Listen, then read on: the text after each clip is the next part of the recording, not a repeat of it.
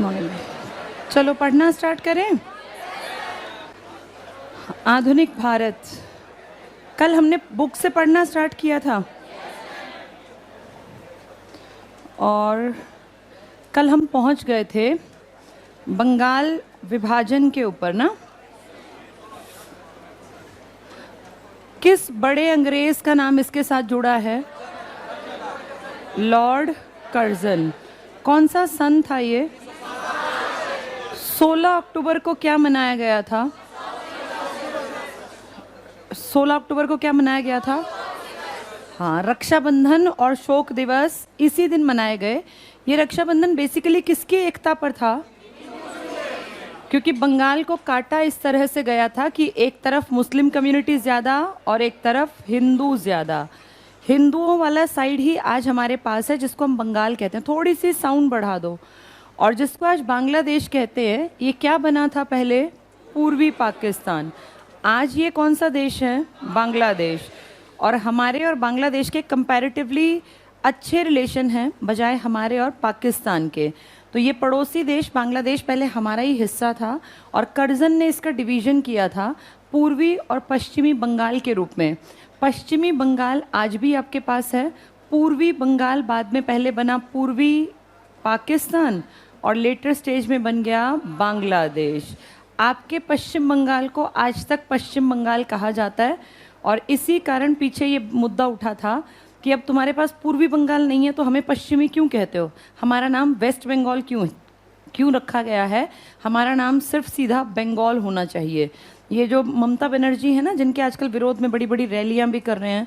कल मैं देख रही थी अमित शाह जी इतनी बड़ी रैली में थे और वहाँ कोई अमित शाह जी के मुंह पे ही मास्क नहीं था, और तो बहुत दूर की बात है उनके मुंह पे ही मास्क नहीं था, और प्रॉपर लोगों के बीच में से जा रहे हैं जैसे वो इतने फ्री हैं कि उनको शायद बीमारी ना लगे। इतनी बड़ी भीड़ के बीच में से उनके साइड में सिक्योरिटी गार्ड हैं, बस लोग इतने क्लोज में हैं कि एक हाथ की दूरी भी नहीं है उनके बीच में, और बिना मास्क के आराम से चले जा रहे हैं। ये सब स्ट्रिक्टनेस कब होगी? जब बंगाल के इलेक्शन पूरे हो जाएंगे ना। और तुम्हारा ये महाकुंभ जो भी चल रहा है 30 अप्रैल तक है ये। अभी परसों मैंने पढ़ा शाही स्नान पे नेपाल का हेड आया था। नेपाल के हेड के देखो कोई चिंता ही नहीं है कि भारत में फैला हुआ रोग है तो मैं ना जाऊं, आराम से अपना आया, यहाँ नहाया और चलता फिरता नजर आया। जैसे इतनी बड़ी बीमारी जब फैली हुई है तो क्या ज़रूरत है जाके नहाने की? लेकिन ये बड़ी बात बनी कि शाही स्नान में किस पड़ोसी देश का राजा आया है? तो पड़ोसी देश के उस आदमी के मन में कोई डर नहीं है। ये ऐसा नहीं कि बीमारी नहीं है, बीमारी है, ये फैक्ट है, बीमारी है। मेरी खुद की मदर को नवंबर में बहुत क्रिटिकल कंडीशन थी इसकी, कोरोना की, लेकिन कोरोना का कोई ऑप्शन नहीं है। जैसे कोरोना से बचने का बस एक उपाय है कि एहतियात बरतो। बाकी ऐसा बिल्कुल नहीं है कि लॉकडाउन लगने से ख़त्म होगा। अगर ऐसा होता तो पिछला पूरा साल लॉकडाउन में तो काटा हमने, रोज़ रोज़ केसेस बढ़ते गए ना। और WHO क्या कह रहा है? कम से कम 4-5 साल लगेंगे। तो 4-5 साल तो कोई देश रुक के नहीं बैठ सकता ना, स्कूल कॉलेज 4-5 साल बंद रह सकते। तो लॉजिकली देखें तो ये बीमारी चलेगी और इससे लड़ना ही इंसान के बस में है, बाकी कुछ हमारे बस में नहीं है। अब ये 2 डोज लगवाने वाले डॉक्टर्स भी लपेटे में आ गए, पता चला तुम्हें? जिन लोगों ने कोरोना की पहली डोज भी लगवाई, दूसरी, वो भी बीमार मिले हैं, वो भी पीड़ित हो गए। तो एक चीज़ तो कंफर्म हो गई कि वैक्सीनेशन वाले भी पकड़े गए हैं। दोबारा से जिन्होंने डबल डोज भी लगवा ली वो भी फंस गए। तो एक चीज़ है कि इसके बाद भी कंफर्मेशन नहीं है कि आप बचोगे कि नहीं बचोगे। हाँ, एहतियात के तौर पे जिसका मन करे, जिसकी इच्छा हो, वो वैक्सीनेशन के लिए जा सकता है। पर WHO की एक जो कहना है कि 4-5 साल तो आप मान के चलो कोरोना का प्रभाव रहेगा। इससे एक चीज़ समझनी पड़ेगी कि बीमारी है और जल्दी जाने वाली नहीं है, तो इसके साथ एडजस्ट करके ही चीज़ों को चलाना पड़ेगा। क्योंकि 4-5 साल आप इकोनॉमी को बिल्कुल बंद करके नहीं बैठ सकते, और चाहे उसमें स्कूल हो। अब अगर आज कोई बच्चा 8वीं में है तो क्या 12वीं तक स्कूल ही नहीं जाएगा क्या? उसका क्या डेवलपमेंट होगा? क्या मेंटल डेवलपमेंट, क्या सोशल डेवलपमेंट? तो ये पॉसिबिलिटी नहीं है। इसलिए आप अमेरिका देखो, यूरोपियन कंट्रीज़ देखो, ऑस्ट्रेलिया देखो, स्कूल खुल गए तो खुल गए, वहाँ एहतियात बरत रहे हैं, लेकिन स्कूल कॉलेज में बच्चे जा रहे हैं। ये हमारा ही देश है जहाँ सब चीज़ें खुल सकती हैं। अब आप देखना 30 अप्रैल के तुरंत बाद ऐसे दिखा देंगे PM और सारे बड़े बड़े लोग कि जैसे इससे बड़ा तो देश में कुछ हो ही नहीं सकता। इससे ज़्यादा बड़ी दिक्कत अभी देखें तो बिल्कुल खुलेआम उनको डर नहीं लग रहा, वो घूम रहे हैं। लेकिन आप देखना 30 अप्रैल को जैसे ये महाकुंभ खत्म होता है और बंगाल के इलेक्शन के चरण पूरे होते हैं, इनकी मीटिंग्स होंगी लगातार और ऐसी दहशतगर्दी मचेगी जैसे पता नहीं कितना बड़ा कोई बवाल आ गया। अब WHO की बात अगर पढ़ा लिखा इंसान समझे, 4-5 साल चलेंगी ये चीज़ें, इसके साथ एडजस्ट करना सीखना पड़ेगा। ये भी एक तरह का फ्लू है, किसी को घातक है किसी को कम है, इसमें कोई दो राय नहीं, पर इसके साथ किस तरह से जीना है वो सीखना ज़्यादा बेहतर है। स्कूल में भी, कॉलेज में भी, कहीं भी, मार्केट में भी तो घूम रहा है ना आदमी, उसको तो आप नहीं रोक सकते क्योंकि इकोनॉमी ज़ीरो पे आ जाएगी अगर रोका गया। तो इन चीज़ों को समझने की ज़रूरत है। चलो वापस आते हैं। कल अभी हम बात कर रहे थे लॉर्ड कर्जन के ऊपर। मैं आपको कई दिन से ये टॉपिक लगातार पढ़ा रही हूँ कि ये इंपॉर्टेंट है, पेपर में आते हैं। अब जैसे ही ये सन दिखे तुम्हें ये सारी चीज़ें समझ में आनी चाहिए। 5 का बंगाल विभाजन, 6 की मुस्लिम लीग, 7 का सूरत अधिवेशन और 2 हिस्से बने, एक गरम दल और एक नरम। 1909 का मार्ले मिंटो सुधार, जिसमें कि हिंदू और मुसलमानों को बिल्कुल अलग अलग सीटों से प्रतिनिधित्व दे दिया गया। 1911 का बहुत बड़ा दिल्ली दरबार, जिसमें जॉर्ज पंचम, जॉर्ज 5 और क्वीन मैरी भारत आए और घोषणा कर गए अब के बाद भारत की नई राजधानी नई दिल्ली बनाई जाएगी, बसाई जाएगी। और फिर 1912 में दिल्ली भारत की राजधानी शिफ्ट कर दी गई, जो पहले कलकत्ता थी। और यही घोषणा करके गए कि 1905 के बंगाल विभाजन को हम रद्द करने की घोषणा करते हैं। तो 1911 तक के इतिहास को पहले पढ़ते हैं।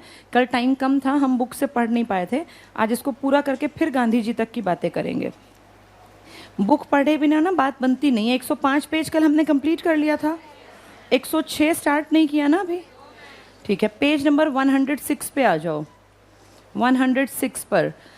इसमें मेन टॉपिक्स में करा देती हूँ, फिर ओल्ड जनरल में सारी चीज़ें पढ़ेंगे। सेकंड पॉइंट टिक करना, स्वदेशी आंदोलन की उपलब्धि। तुम्हें मैंने कहा था 2 चीज़ याद करना, एक BG और एक CD। कौन से ईयर्स हैं ये? 1905 और 6। क्या लिखा है यहाँ? B का मतलब बनारस, C का मतलब कलकत्ता, G मतलब गोखले, D मतलब दादा। कौन से शब्द यहाँ यूज किए गए? पहले स्वदेशी फिर स्वराज। और 1929 में जाके ये लाहौर में बैठक होगी, रावी नदी के तट पर, नेहरू इसके अध्यक्ष होंगे और एक शब्द हम यूज करेंगे, पूर्ण स्वराज। यानी कंप्लीट हमें इंडिपेंडेंस चाहिए, पूर्ण स्वराज, अपना खुद का राज। ये टिक कर लो। सेकंड पॉइंट, स्वदेशी आंदोलन की उपलब्धि थी आत्मनिर्भरता और आत्मशक्ति। एक पॉइंट छोड़ के अगला टिक करना, स्वदेशी आंदोलन का प्रभाव बंगाल के सांस्कृतिक क्षेत्र में भी देखने को मिला। बंगला साहित्य के लिए यह समय स्वर्ण काल जैसा था। टैगोर ने इसी समय आमार सोनार बांग्ला, सबको पता है कहाँ का नेशनल एंथम है ये? बांग्लादेश का। अंडरलाइन कर लो, आमार सोनार बांग्ला नामक गीत लिखा, जो 1971 में बांग्लादेश का राष्ट्रीय गान बना। तभी तो कहते हैं टैगोर एक ऐसे इंसान है धरती पर अकेले जिन्होंने 2 देशों का राष्ट्रगान लिखा, भारत का भी और बांग्लादेश का भी। ये आज़ादी से पहले लिख दिया था। आगे टिक कर लो, 1971 में बांग्लादेश का राष्ट्रगान बना। रविंद्रनाथ टैगोर को उनके गीतों के संकलन गीतांजलि के लिए साहित्य का नोबेल पुरस्कार 1913 में मिला। नोबेल कितने क्षेत्रों में दिया जाता है?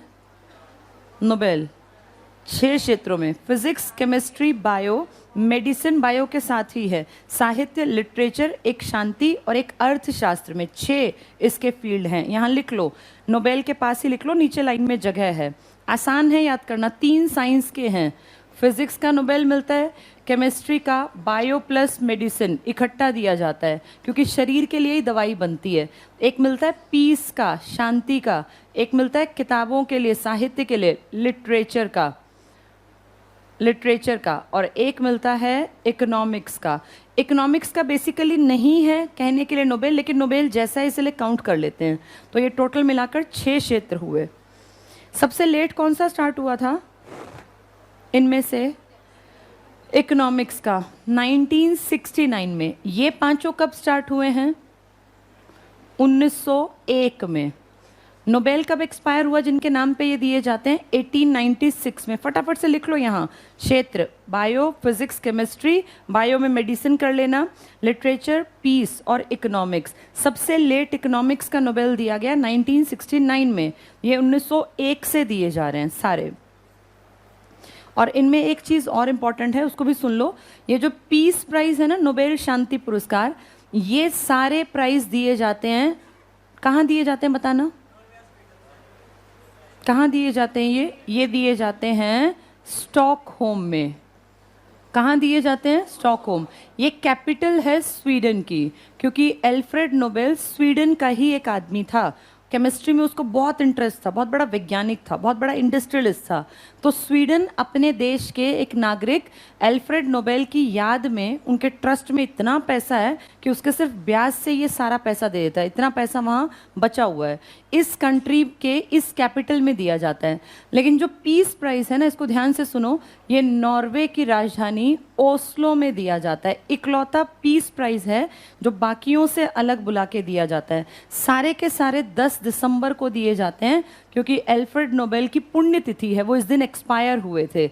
एल्फ्रेड नोबेल की पुण्यतिथि, उनका शरीर पूरा हुआ था 10 दिसंबर को, इसलिए 10 दिसंबर को हर साल दुनिया के सबसे बड़े प्राइज़ नोबेल प्राइज़ दिए जाते हैं। 6 क्षेत्रों में हैं।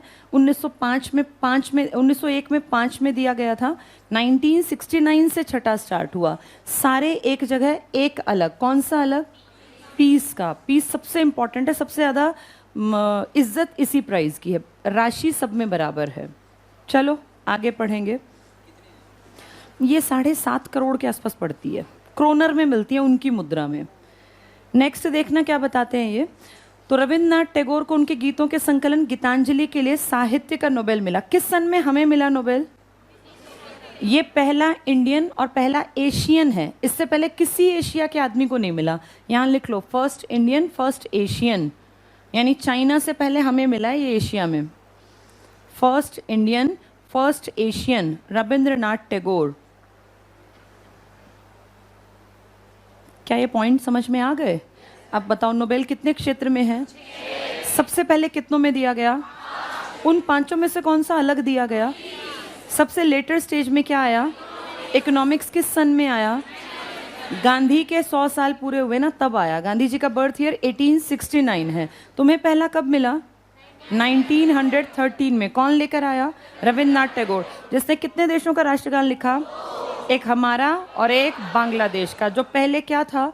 पूर्वी पाकिस्तान। उससे पहले क्या था? पूर्वी बंगाल। चलो आगे बढ़ेंगे। 1913 में। इसके बाद एक पॉइंट छोड़ो, अगले पॉइंट की थर्ड लाइन पे आ जाओ। ये पढ़ लो इस सेकंड पॉइंट को, एक पॉइंट छोड़ के अगला। बहुउद्देशीय कार्यक्रम वाले स्वदेशी आंदोलन ने देश के एक बड़े हिस्से को अपने प्रभाव में ले लिया, जिसमें जमींदार थे, शहर के निम्न मध्य वर्ग के लोग थे, छात्र थे, औरतें थी। अंडरलाइन करना, स्वदेशी आंदोलन के समय पहली बार महिलाओं ने पर्दे से बाहर आकर धरनों और प्रदर्शनों में हिस्सा लिया। तो पहली बार औरतें भी थोड़ी सी एक्टिव हुई। स्वदेशी आंदोलन, ये स्वराज, स्वदेशी, पूर्ण स्वराज याद रखने, पहले स्वदेशी, फिर स्वराज, फिर पूर्ण स्वराज। एक पॉइंट छोड़ के अगला पॉइंट पढ़ लो। 1908 तक, ये टिक करो, 1908 तक बंगाल में स्वदेशी आंदोलन की गति धीमी पड़ गई, क्योंकि इस आंदोलन से जुड़े नेता तिलक, नेक्स्ट लाइन, गिरफ्तार कर निर्वासित कर दिया गया।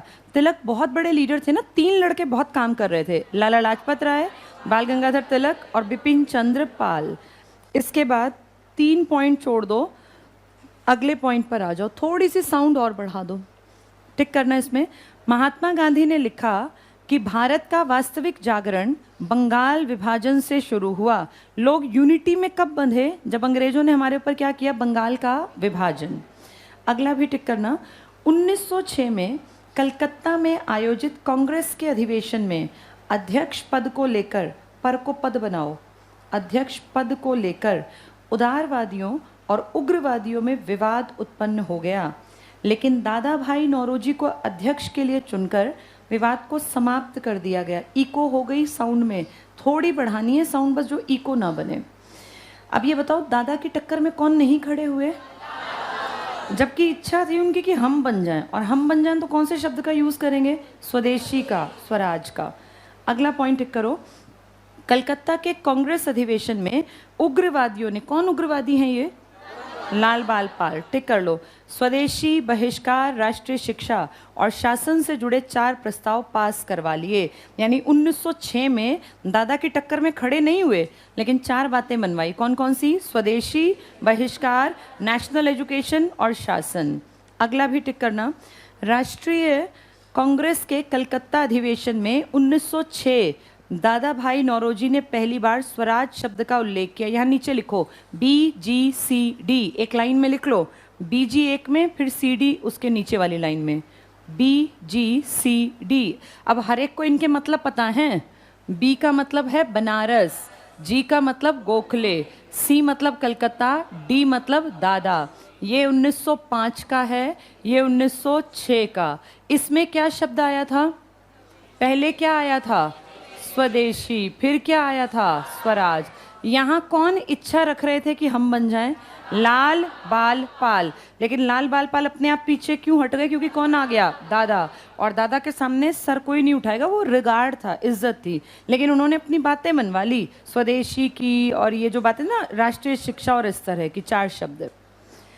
इसके बाद अगला पॉइंट हमने पढ़ ही लिया। राष्ट्रीय कांग्रेस के कलकत्ता अधिवेशन में दादा भाई नौरोजी ने कौन सा शब्द का उल्लेख किया? स्वराज। तो BGCD सबको पता है। अब अगले पेज पर आ जाओ। दिसंबर 1907 को सूरत में आयोजित, ये होनी कहाँ थी बैठक? ये होनी थी नागपुर में। पुणे में तो वो 1885 की होनी थी, वहाँ अकाल और प्लेग की दिक्कत थी।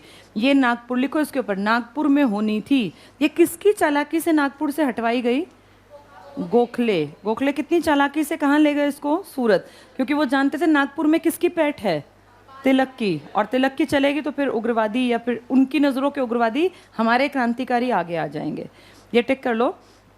1907 को सूरत में आयोजित कांग्रेस के वार्षिक अधिवेशन में उदारवादियों और उग्रवादियों में अध्यक्ष के पद को लेकर विवाद 1905 में वाराणसी के कांग्रेस अधिवेशन से शुरू हुआ था। कांग्रेस का विभाजन हो गया। ये 5 से गड़बड़ चल रही थी। 5 के आगे वाराणसी क्यों लिख दिया? अब तो हम तो B बोलते थे। बनारसी वाराणसी है, यहाँ लिख लो बनारस। बनारस कह लो, वाराणसी कह लो, एक ही बात है।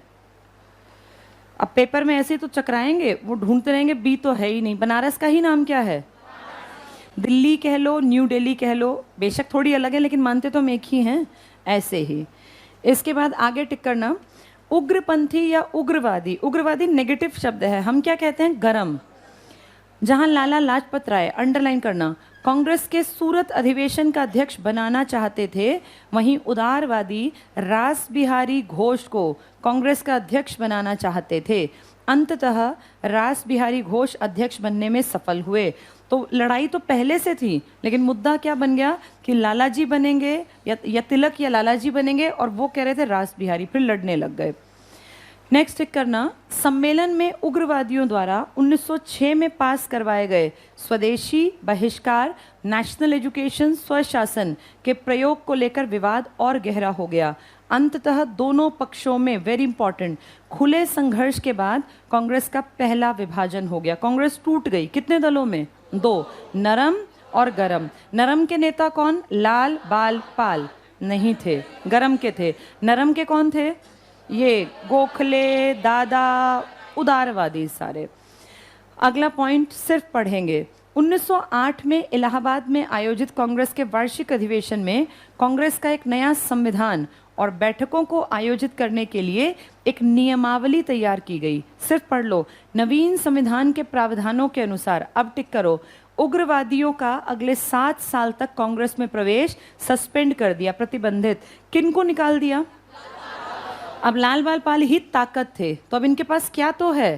पैसा। लेकिन क्या नहीं है? ताकत। उनके पास क्या है? ताकत है पर पैसा नहीं है। दोनों दुखी रहेंगे, इसलिए 16 में फिर इकट्ठे होंगे। अगले पे आ जाओ। मुस्लिम लीग किसने बनवाई है? ये अंग्रेजों ने बनवाई, जानबूझ के। पहला पॉइंट टिक करना। बंगाल विभाजन हिंदू और मुसलमानों के बीच सांप्रदायिक फूट का सबसे बड़ा कारण बना। पहले हम अलग नहीं थे, इस बंगाल विभाजन ने हमारे मन में फूट पैदा की। आगे पढ़ो। बंगाल विभाजन की घोषणा के बाद 1 अक्टूबर 1906, टिक कर लो, 1906 को आगा खां, वेरी वेरी इंपॉर्टेंट, के नेतृत्व में मुसलमानों का एक शिष्टमंडल तत्कालीन वायसराय लॉर्ड मिंटो से शिमला में मिला। अब कर्जन चला गया, अब कौन है यहाँ पर? मिंटो। तभी 1909 में कौन से सुधार आएंगे? Morley Minto. मिंटो यहाँ पे हेड है। अब इसके बाद अगला पॉइंट टिक करना, ढाका के नवाब सलीमुल्लाह के नेतृत्व में 1906 को ढाका में अखिल भारतीय मुस्लिम लीग की स्थापना की घोषणा की गई। तो ये मुस्लिम लीग कहाँ बनी? ढाका। आज ढाका किसकी राजधानी है? तो समझ लो उस तरफ मुसलमान ज्यादा थे, वहां मुस्लिम लीग बनेगी। अगला पॉइंट टिक करना, मुस्लिम लीग की स्थापना का मुख्य उद्देश्य बहुत बहुत काम का, ब्रिटिश सरकार के प्रति मुसलमानों में निष्ठा को बढ़ाना, मुसलमानों के राजनीतिक अधिकारों की रक्षा करना और भारतीय राष्ट्रीय कांग्रेस के प्रति मुसलमानों में घृणा फैलाना था। ये किससे चिढ़ने लग जाएं? कांग्रेस से। और कांग्रेस को क्या मान लें कि ये हिंदुओं की संस्था है। हमारी संस्था क्या बन गई है? मुस्लिम लीग। किसने किया ये काम? अंग्रेजों ने। पहले बंगाल में फूट डलवाई, फिर ढाका में क्या बनवाई? मुस्लिम लीग। अगला टिक करना, मुस्लिम लीग के पहले अध्यक्ष वकार उल मुश्ताक हुसैन, बहुत बहुत इंपॉर्टेंट, दो आदमियों के नाम ऊपर पढ़ के आए हो तुम, नवाब सलीमुल्लाह और आगा खां। ये दो इंपॉर्टेंट आदमी हैं, आगा खां और सलीमुल्लाह। दोनों अध्यक्ष नहीं है, संस्थापक हैं। अध्यक्ष कौन है? वकार उल मुल्क मुश्ताक हुसैन। उल के आगे मुल्क और लिख लो, वकार उल मुल्क इनका पूरा नाम था, वकार उल मुल्क मुश्ताक हुसैन। नेक्स्ट पॉइंट में सेकेंड लाइन पढ़ना पीछे की तरफ, या इसको पूरी को पढ़ लो। पृथक निर्वाचन मंडल की मांग की गई, अंडरलाइन करो। अब मुस्लिम कह रहे हैं हमें निर्वाचन मंडल ही अलग चाहिए, जिसकी पूर्ति 1909 के मार्ले मिंटो सुधारों में की गई। यानी अब हमें बिल्कुल अलग कर दिया, हिंदुओं को अलग और मुसलमानों को अलग। कब से काम स्टार्ट हुआ था? 1905 से। तब कौन था आपका हेड? कर्जन। फिर कौन आया? मिंटो। मिंटो ने किस में हेल्प की? मुस्लिम लीग बनवाने में, और आगे जाके मिंटो के नाम के सुधारों में इनके डिवीजन कर दिए। अगले पे आ जाओ, मार्ले मिंटो सुधार। पहला पॉइंट टिक करना, लॉर्ड कर्जन के बाद लॉर्ड मिंटो भारत के गवर्नर जनरल बने और इंग्लैंड में जॉन, इसको जॉन बना लो, औ की मात्रा हिंदी में आपको पता है ना, ऐसे लगती है, ऐसे। जॉन अंग्रेजी शब्द है ये। जॉन मार्ले भारत के सचिव बने। तो मार्ले हमारे सेक्रेटरी हैं, लंदन में बैठते हैं, मिंटो भारत के वाइसराय। ये वो समय था जब समूचा भारत राजनीतिक अशांति की तरफ धीरे धीरे बढ़ रहा था, क्योंकि कौन कौन अलग हो गए थे? हिंदू और मुसलमान। नेक्स्ट टिक करो, मार्ले मिंटो सुधारों की संकल्पना और निर्माण में उदारवादी नेता गोपाल कृष्ण गोखले के सुझावों को भी स्थान दिया गया। तो अब अगर तुम्हें समझ में आया तो कहीं ना कहीं गोपाल कृष्ण गोखले फिरोज शाह मेहता की कमजोरी का फायदा उठाकर कौन सी लीग बनवा दी गई थी? अगर गरम दल वाले कांग्रेस का दबदबा रखते कांग्रेस पर, तो क्या अंग्रेज मुस्लिम लीग बनवा पाते? तब शायद ये बंगाल विभाजन ना होने देते। अगले पेज पर आ जाओ, सेकेंड पॉइंट टिक करना, 1909 के सुधारों के पीछे सरकार की दृढ़ इच्छा कांग्रेस के नरम और उदारवादी नेताओं को प्रसन्न रखना और सांप्रदायिकता की भावना को दृढ़ करके उग्रवाद और क्रांतिकारी राष्ट्रवाद की शक्तियों का दमन करने की थी। सरकार की क्या इच्छा थी? किनको तो हम बढ़ाते रहें? उदारवादियों को, क्योंकि वो सरकार के विपक्ष में बोल नहीं सकते। किनको खत्म कर दें, दमन कर दें? क्रांतिकारियों का। ये था 1909। नेक्स्ट भी टिक करना, मार्ले मिंटो सुधार का सबसे बुरा पक्ष था पृथक अथवा सांप्रदायिक निर्वाचन पद्धति की सुविधा मुसलमानों को प्रदान करना। कालांतर में भारत के भावी सार्वजनिक जीवन को विषाक्त कर दिया। अंग्रेजों ने बहुत बढ़िया प्लान किया, 1905 से काम किया, पहले 5 में, फिर हमारी अपनी कलह कलेश के कारण हम अलग हुए। किस सन में जाके? 1907 में। उससे पहले क्या बनवा दी गई? मुस्लिम लीग। 1909 में क्या ले आए? मार्ले मिंटो सुधार, जिससे कौन खुश हुए? मुसलमान और उदारवादी। कौन दुखी हुए? उग्रवादी, जिनको ये कह रहे हैं हमारे कौन? क्रांतिकारी। इसमें टिक करो आगे। सबसे बुरा पक्ष हो गया, कालांतर में ये विषाक्त कर दिया, हिंदू मुस्लिम आज तक ठीक नहीं हुए। फिर नेक्स्ट टिक करो, दिसंबर 1911 में ब्रिटिश सम्राट जॉर्ज पंचम और महारानी मैरी, क्वीन मैरी जिसको कहते हैं, भारत आगमन पर उनके स्वागत के लिए दिल्ली में एक दरबार का आयोजन किया गया। दिल्ली दरबार में 12 दिसंबर 1911 को सम्राट ने बंगाल विभाजन को रद्द घोषित किया। साथ ही कलकत्ता की जगह दिल्ली को भारत की नई राजधानी बनाने की घोषणा की गई और 1 अप्रैल 1912 को दिल्ली को कलकत्ता की जगह भारत की नई राजधानी बनाया गया। नेक्स्ट भी टिक करना। बंगाल विभाजन के रद्द होने के बाद उड़ीसा और बिहार को बंगाल से अलग कर दिया गया। नेक्स्ट भी टिक कर लो। दिसंबर 1912 कलकत्ता से दिल्ली के लिए राजधानी हस्तांतरण का दिन तय किया गया। जिस समय वायसराय हार्डिंग अपने परिवार और ब्रिटेन के शाही राजवंश के साथ एक लंबे जुलूस में समारोह पूर्वक दिल्ली में प्रवेश कर रहे थे, उसी समय उन पर बम फेंका गया जिसमें हार्डिंग घायल हो गए। किसने फेंका था ये? रास बिहारी बोस ने। घोष ने नहीं, घोष तो था बहुत सिंपल आदमी, यहाँ लिख लो। रास बिहारी बोस ने बम फेंका, क्रांतिकारी था वो, लाल बाल पाल टाइप का। रास बिहारी बोस, ब से बम ब से बोस, बोस ने बम फेंका था। किसके ऊपर फेंका था? Hardinge second. इस हार्डिंग सेकंड ने हमारे पैसे की इतनी बर्बादी की 1911 में, जब देश भूखा मर रहा था ना, तब ये दिल्ली में क्या लगा के बैठा था? दिल्ली दरबार। क्योंकि कौन आने वाला था? क्वीन मैरी और जॉर्ज पंचम, जॉर्ज फिफ्थ। तो हमारा पैसा बर्बाद करके दिल्ली को सजा के बैठा है। इस बात से सबसे ज़्यादा दुखी कौन लोग थे? क्रांतिकारी। और जब इसकी पूरी बग्गी और वो सब कलकत्ता से आते आते दिल्ली में प्रवेश करेगी, तो इसके परिवार, इसकी पत्नी, इसकी बच्चियां हैं उसमें, उस बग्गी में ये भी बैठा है, इसके ऊपर बम फेंकेंगे। वो अलग बात है कि ये बच जाएगा। लॉर्ड हार्डिंग सिर्फ घायल होगा, मरेगा नहीं। बाद में रास बिहारी पकड़े जाएंगे। वैसे कहते हैं पकड़ने से पहले ही पकड़ने की मंशा थी, ये भाग गए थे। तो रास बिहारी किसने किया है ये काम? बोस ने। बम की राजनीति क्रांतिकारी करते थे। तो रास बिहारी बोस ने किसकी बग्गी पर बम फेंका? Lord Hardinge second. किस टाइम की बात है? जब दिल्ली क्या कर रहे थे? राजधानी शिफ्ट कर रहे थे। अगले पे आ जाओ, फर्स्ट वर्ल्ड वॉर। मैंने कल बताया था गांधी ने क्या कहा लड़कों को, हमारे भारत के को, कि सारे जाओ और किसमें शामिल हो जाओ? अंग्रेजों की फौज में, क्योंकि तुम्हारा फायदा अंग्रेज करेंगे। और लोगों ने, कुछ ने, समझदार लोगों ने कहा ये गांधी अंग्रेजों का सार्जेंट है।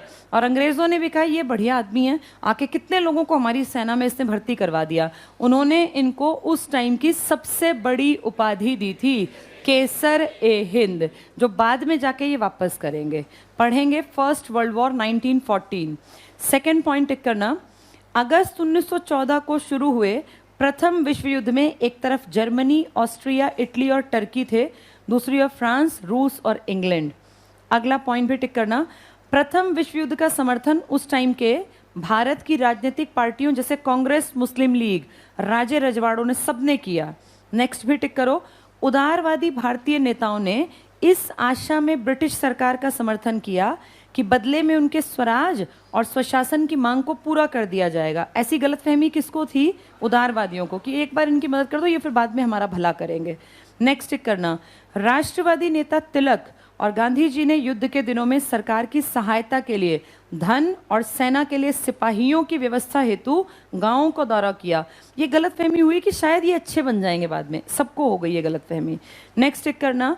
लॉर्ड हार्डिंग की बुद्धिमता और सहानुभूतिपूर्ण रवैये के कारण पहले विश्व युद्ध में ब्रिटेन को भारत का पूरा समर्थन मिला। कितना चालाक था ना हार्डिंग सेकेंड, ऐसा दिखाया कि मैं बहुत अच्छा आदमी हूँ। नेक्स्ट पेज पे आ जाओ। प्रथम विश्व युद्ध में ब्रिटिश सरकार द्वारा टर्की या तुर्की के विरुद्ध युद्ध की घोषणा से मुस्लिम लीग का सरकार के प्रति मोह भंग हो गया।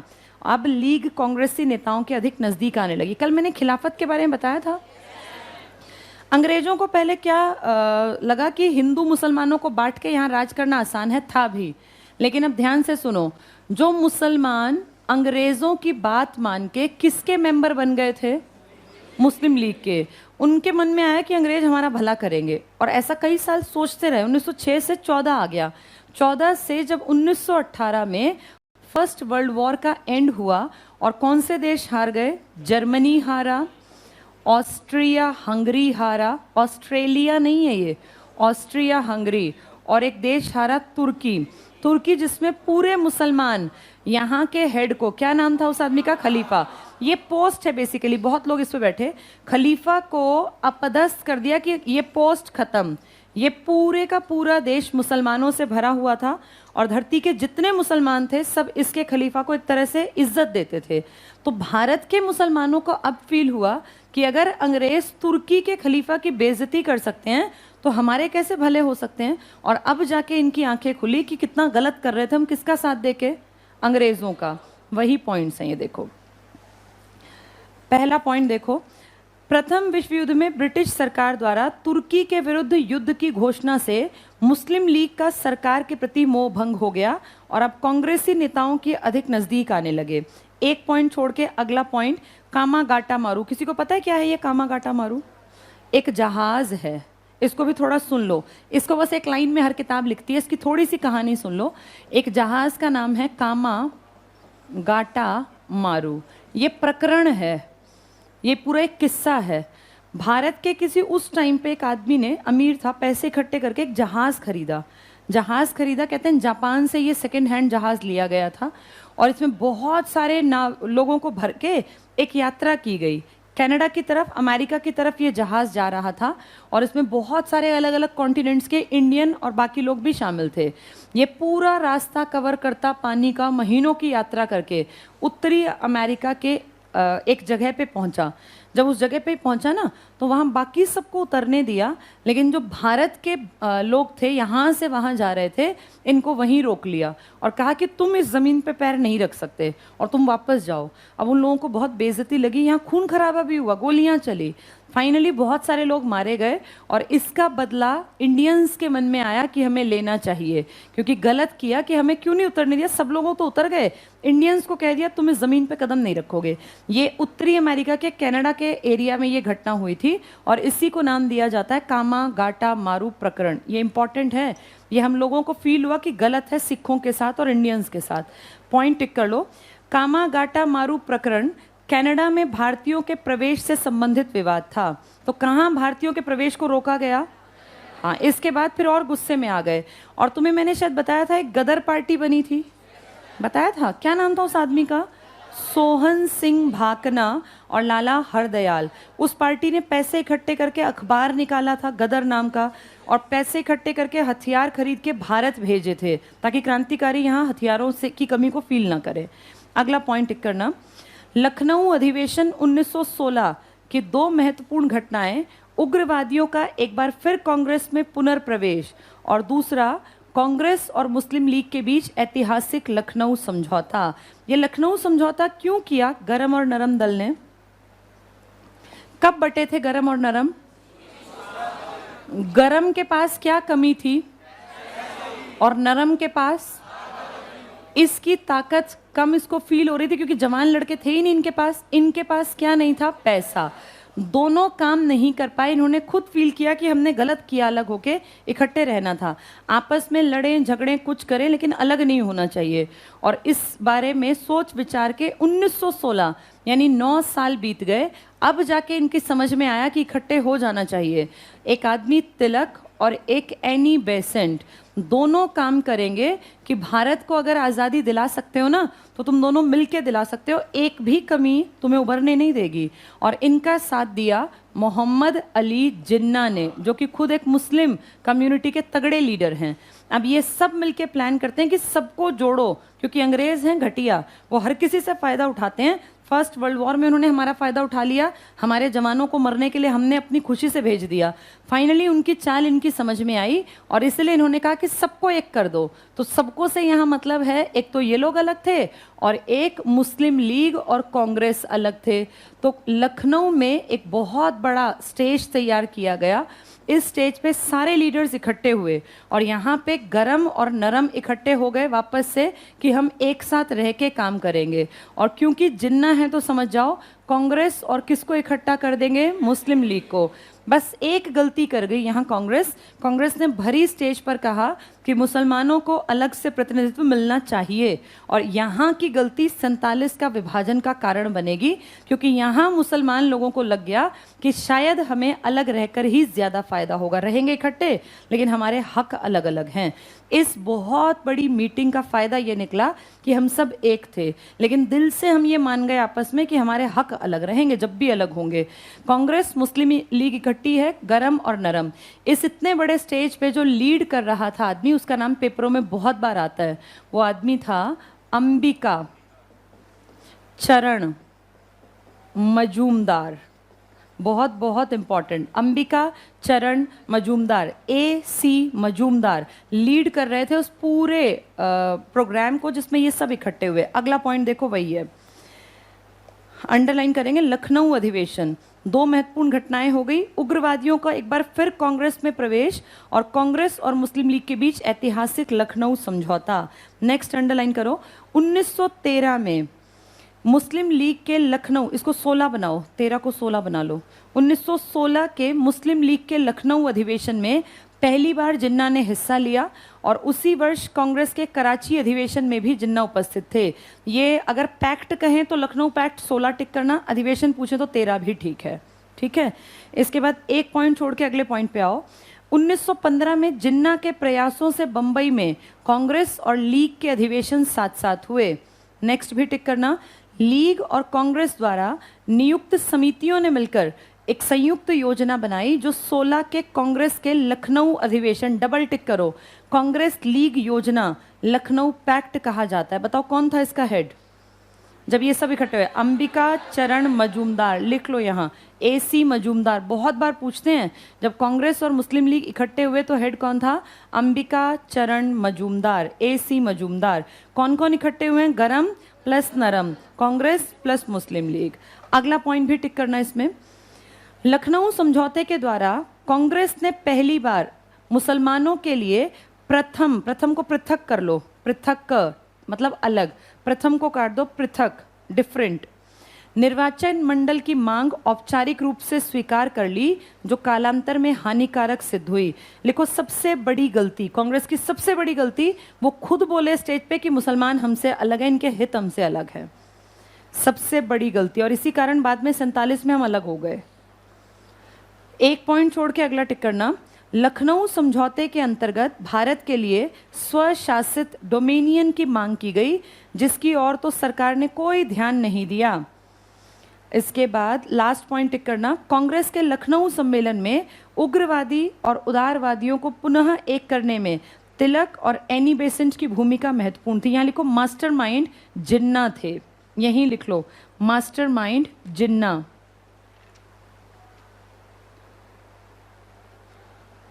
चलो अब थोड़ी देर के लिए किताब को छोड़ दो और सामने बोर्ड पे देखो, एक नया टॉपिक आज हम इसके आगे का पढ़ना शुरू करते हैं। अब तुम्हें जो राजनीति समझ में आई वो ये होनी चाहिए कि भारत में एक बड़ी संस्था बनी थी कांग्रेस, अंग्रेजों ने जानबूझ के बनवाई थी और ऐसे दिखाया कि तुम सबकी एक संस्था है, हिंदुओं की, पारसियों की, मुसलमानों की, अंग्रेजों की। और 20 साल हम इस गलतफहमी में डूबे रहे कि ऐसा ही है। कब तक ऐसा सोचते रहे? 5 में हमारी अकल ठिकाने आई जब इन्होंने क्या कर दिया?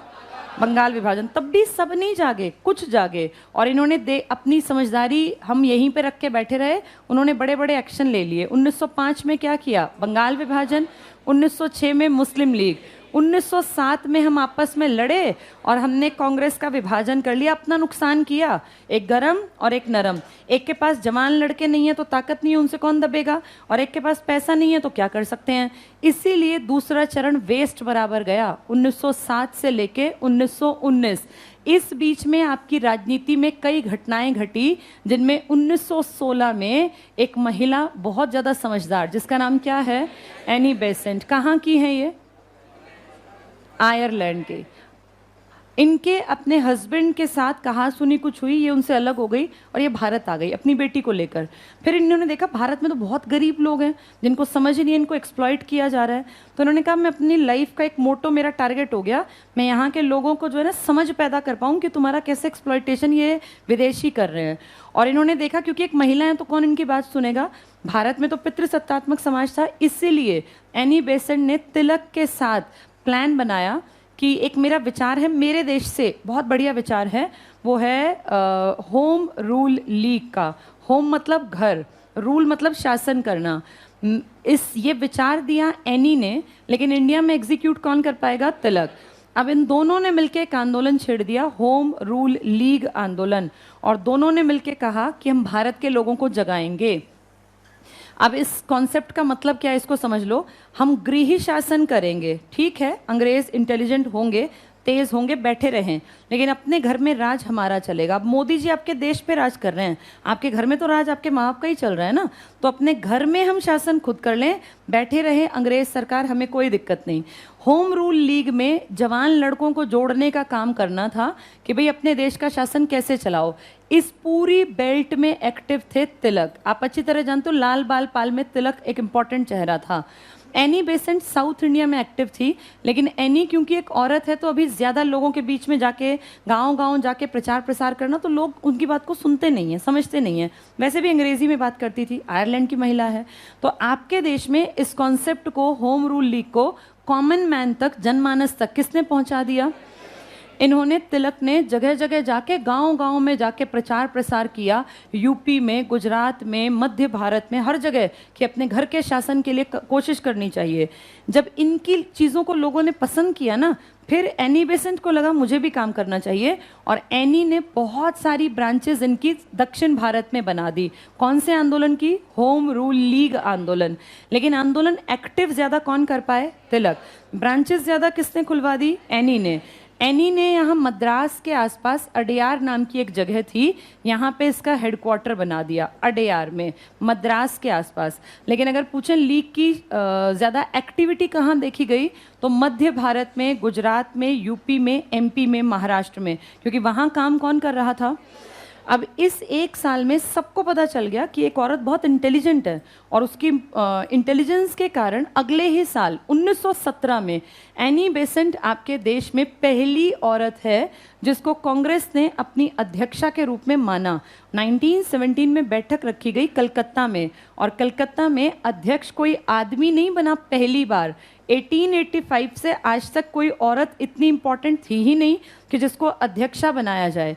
पहली बार एनी बेसेंट ने जब प्रूफ किया कि उनकी नॉलेज बहुत है, उनको समझ बहुत है, तो 17 में कलकत्ता इस तरफ के अधिवेशन में इनको पहली बार महिला अध्यक्षा के रूप में सबने एक आइडेंटिटी मान लिया कि हाँ ये औरत इंटेलिजेंट है।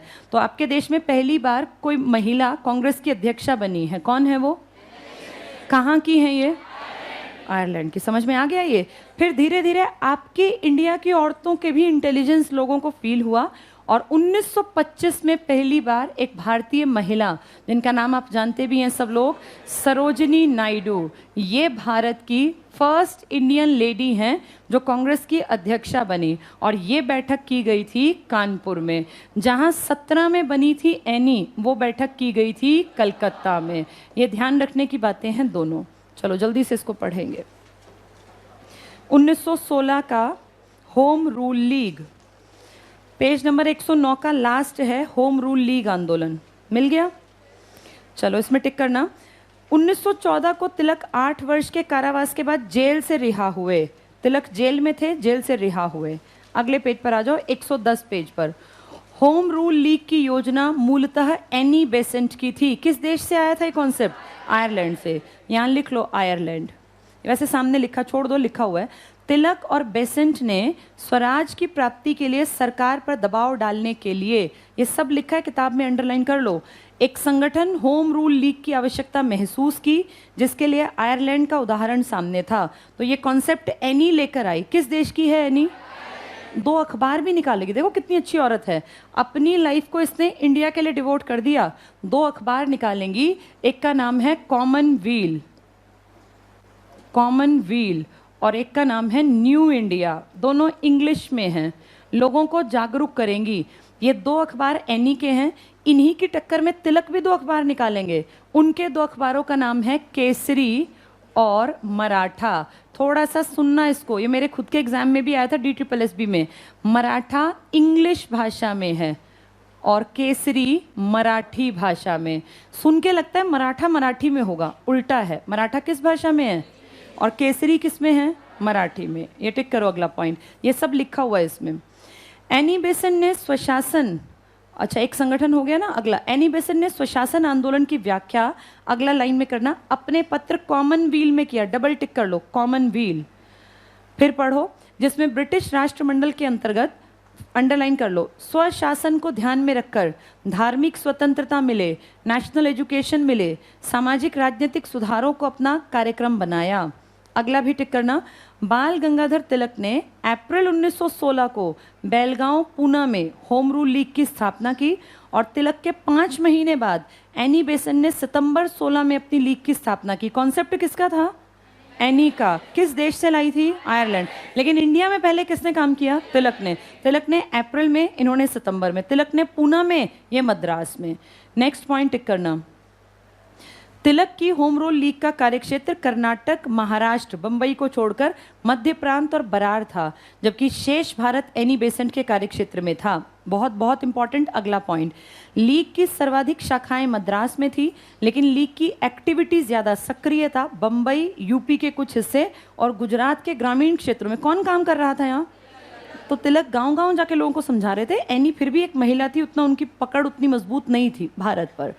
नेक्स्ट टिक करना, एनी बेसेंट ने कॉमनवील और न्यू इंडिया, डबल अंडरलाइन कर लो, बहुत बहुत इंपॉर्टेंट, ये अखबार हैं इनके। और तिलक ने मराठा और केसरी, डबल अंडरलाइन, मराठा की भाषा इंग्लिश लिख लो मराठा के पास, और केसरी की भाषा मराठी, दोनों की भाषा लिख लो, मराठा इंग्लिश में, केसरी मराठी में, नामक पत्रों के माध्यम से लीग के कार्यक्रमों का प्रचार प्रसार किया। नेक्स्ट पॉइंट में टिक करना, एनी बेसेंट ने, नेक्स्ट लाइन, अडयार मद्रास में लीग का हेडक्वार्टर स्थापित किया। इससे अगला भी टिक करो, एनी बेसेंट ने लीग को अखिल भारतीय स्वरूप प्रदान किया। अगला भी टिक करना, गोपाल कृष्ण गोखले द्वारा स्थापित संस्था सर्वेंट्स ऑफ इंडिया सोसाइटी। एक बार सब लोग बोर्ड पे देखो, दो इंपॉर्टेंट बातें एक जैसी बता रही हूं। एक ऑर्गेनाइजेशन बनी servants of India society, same नाम है, बस थोड़ा सा अंतर है, servants of people society. Paper में दोनों आ जाती हैं और कहते हैं किसने बनाई। अगर सर्वेंट्स ऑफ इंडिया सोसाइटी है तो गोपाल कृष्ण गोखले, और अगर आ गया सर्वेंट्स ऑफ पीपल सोसाइटी तो ये क्रांतिकारी संगठन बनाया था लाल बाल पाल के सहयोग से। पीपल से याद कर लो, लोगों के फेवरेट क्रांतिकारी थे, जबकि इंडिया जो नाम ही विदेशी अंग्रेजों के टाइम में लग रहा है, ये गोखले ने बनाया था। तो होम रूल लीग वालों ने जानते हो क्या कहा कि अगर कोई इस गोखले की पार्टी का मेंबर है ना तो हमारी इसमें मत आना, होम रूल लीग में बिल्कुल बैन है। दो में से एक के संस्था के मेंबर, या तो इसका त्याग कर दो अगर तुम्हें किस में आना है तो होम रूल में, और अगर तुम इसके मेंबर हो तो गलती से भी होम रूल लीग के मेंबर मत बन जाना। ये टिक कर लो। तो गोपाल कृष्ण गोखले द्वारा स्थापित संस्था सर्वेंट्स ऑफ इंडिया सोसाइटी के सदस्यों को लीग में प्रवेश की अनुमति नहीं थी। इसी के पास लिख लो सर्वेंट्स ऑफ पीपल सोसाइटी, किसकी है वो? हाँ, वो क्रांतिकारियों की संस्था है, लाला जी ने बहुत काम किया था। एक पॉइंट छोड़ के अगला टिक करना, 1917 में श्रीमती एनी बेसेंट कांग्रेस की अध्यक्षा बनी। क्या खास हुआ? पहली बार, फर्स्ट टाइम कोई महिला कांग्रेस की अध्यक्षा बनी। लिख लो फर्स्ट लेडी स्पीकर। और कहाँ बनी थी ये? कलकत्ता में, लिख लेना ये, फर्स्ट लेडी स्पीकर। इंडियन नहीं है, इंडियन बनेंगी सरोजनी 25 में, वो कानपुर में बनेंगी, ये कलकत्ता में बनी। अगला पॉइंट टिक करना, 1918 में मॉन्टेग्यू चेम्सफोर्ड सुधारों की घोषणा के बाद बेसेंट सुधार समर्थक बन गई। ठीक है, इसके बाद अगले पेज पे आ जाओ, मॉन्टेग्यू चेम्सफोर्ड है ये सारा। चलो ये कल पढ़ाऊंगी फिर, क्योंकि बिना पढ़ाए समझ में नहीं आएगा ये।